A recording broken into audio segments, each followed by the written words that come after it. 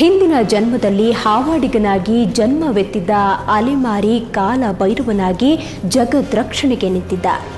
ಈ ಜನ್ಮದಲ್ಲಿ ಆತ ರಿಕ್ಷಾ ಓಡಿಸ್ತಾನೆ, ಹಾವು ಹಿಡಿತಾನೆ, ಕಾಲ ಭೈರವನಂತೆ ಕಂಗೊಳಿಸ್ತಾನೆ.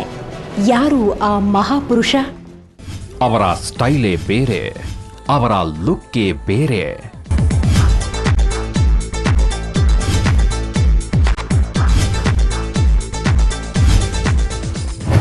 ಅವರು ಉರಗ ಪ್ರೇಮಿ. ಅವರ ಗೆಟಪ್ ನೋಡಿದ್ರೆ ಮೈ ಜುಮ್ ಅನ್ಸತ್ತೆ. ನಮ್ಗೆ ಏನು, ಅದೆಂತ ಹಾವೇ ಆದ್ರೂ ಸರಿ, ಆ ಹಾವಿಗೂ ಎದೆ ನಡುಕ ಬಂದುಬಿಡುತ್ತೆ.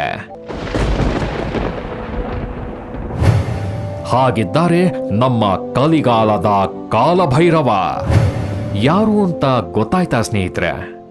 ಅವರೇ ಮಹಾನ್ ಭಕ್ತ, ಕಾಯಕ ಯೋಗಿ, ವನ್ಯಜೀವಿ ಪ್ರಾಣದಾತ, ಮೈಸೂರಿನ ಕೃಷ್ಣರಾಜನಗರದ ಎಂಆರ್ ಸುಬ್ಬರಾವ್ ಮತ್ತು ನಾಗಲಕ್ಷ್ಮಿ ಮಿರ್ಲೆ ದಂಪತಿಗಳ ಮಗ ಸ್ನೇಕ್ ಶ್ಯಾಮ್.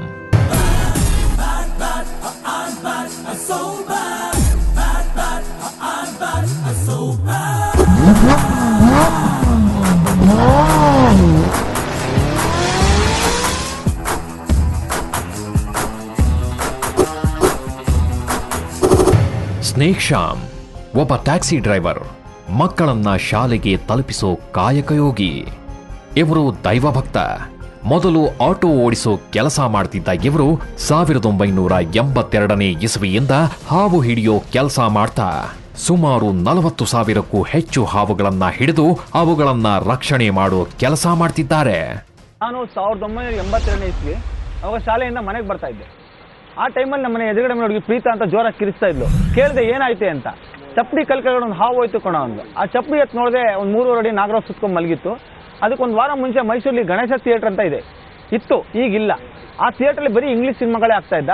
ಒಂದು ಇಂಗ್ಲೀಷ್ ಸಿನಿಮಾ ನೋಡಿದೆ, ಅದರಲ್ಲಿ ಒಂದು ಚಿಕ್ಕ ಹುಡುಗ, ಟ್ರೈಬಲ್ ಹುಡುಗ, ಕಾಡು ಹುಡುಗ, ಒಂದು ಹಾವನ್ನ ತಲೆ ಮೇಲೆ ಕೋಲ್ ಇಟ್ಟು ಹಿಡಿತಾನೆ.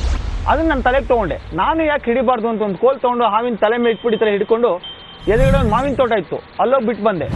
ಕಲ್ಲ ನಾಗರ ಕಂಡರೆ ಹಾಲ ನೆರೆಯಂಬರಯ್ಯ, ದಿಟತ ನಾಗರ ಕಂಡರೆ ಕೊಲ್ಲೆಂಬರಯ್ಯ ಅನ್ನೋ ಹಿರಿಯರ ಮಾತಿನಂತೆ ನಾವು ನಡ್ಕೋತಾ ಇದ್ರೆ ಸ್ನೇಕ್ ಶ್ಯಾಮ್ ಮಾತ್ರ ಡಿಫ್ರೆಂಟ್. ಹಾವಿಗೆ ಏನಾದ್ರೂ ತೊಂದರೆ ಇದೆ ಅಂದ್ರೆ ಸಾಕು, ಯಾವುದೇ ಕೆಲಸ ಆಗಿದ್ರೂ ಬಿಟ್ಟು ಆ ಹಾವನ್ನ ಹಿಡಿದು ಅದರ ರಕ್ಷಣೆ ಮಾಡ್ತಾರೆ.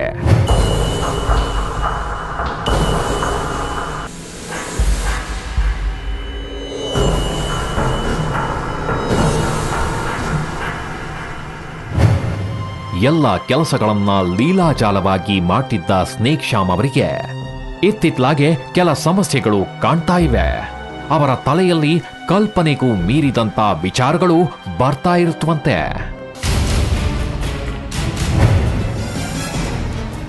1713ನೇ ಇಸವಿಯ ಯಾವುದೋ ಘಟನೆ ಅವರ ಮನಸ್ಸಿನಲ್ಲಿ ಪದೇ ಪದೇ ಬರುತ್ತಂತೆ. ಅವರ ನಡೆಯಲ್ಲಿ ನುಡಿಯಲ್ಲಿ ವ್ಯತ್ಯಾಸ ಕಾಣ್ತಾ ಇದೆಯಂತೆ. ಆರೋಗ್ಯ ಸಮಸ್ಯೆ, ಇದಕ್ಕೆಲ್ಲ ಕಾರಣ ಏನು ಅಂತ ತಿಳಿದೇ ಒದ್ದಾಡ್ತಾ ಇರೋವಾಗ ಅವರಿಗೆ ಹೊಳೆದಿದ್ದೆ ಜನ್ಮ ಜನ್ಮಾಂತರ ಕಾರ್ಯಕ್ರಮ.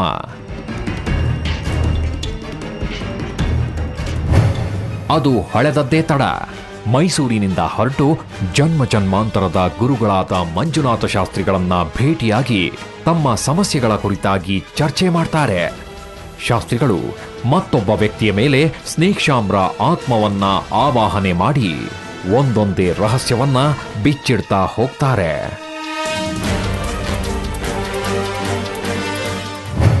ಹಾಗೆ ಶಾಸ್ತ್ರಿಗಳು ಬೇರೊಬ್ಬ ವ್ಯಕ್ತಿಯ ಮೇಲೆ ಆವಾಹಿಸಿದ ಆ ಸ್ನೇಕ್ ಶ್ಯಾಮ್ರ ಆತ್ಮ ಹೇಳಿದ್ದೇನು?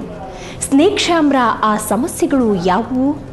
ನಾನು ಮೊದಲು ನಿಮಗೆ ಹೇಳಿದ ಕತೆಗೂ ಸ್ನೇಕ್ ಶ್ಯಾಮ್ ಅವರಿಗೂ ಏನು ಸಂಬಂಧ? ಶ್ಯಾಮ್ ಸನ್ಯಾಸಿ ಥರ ಯಾಕಿರ್ತಾರೆ? ಈಗ ಅವರಿಗಿರೋ ಪ್ರಾಬ್ಲಮ್ ಏನು? 12 ವರ್ಷದ ಹಿಂದೆ ಯಾರಿಗೋ ಮಾಡಿದ ಮಾಟದ ಪರಿಣಾಮವಾಗಿ ಹೊರಬಂದ ಆತ್ಮವೊಂದು ದಾರಿ ಕಾಣದೆ ಸುತ್ತಾಡುವಾಗ ಯಾವುದೋ ಟ್ರಿಪ್ ಹೋಗಿದ್ದ ಶ್ಯಾಮ್ ಅವರ ದೇಹ ಸೇರಿದ್ಯಂತೆ.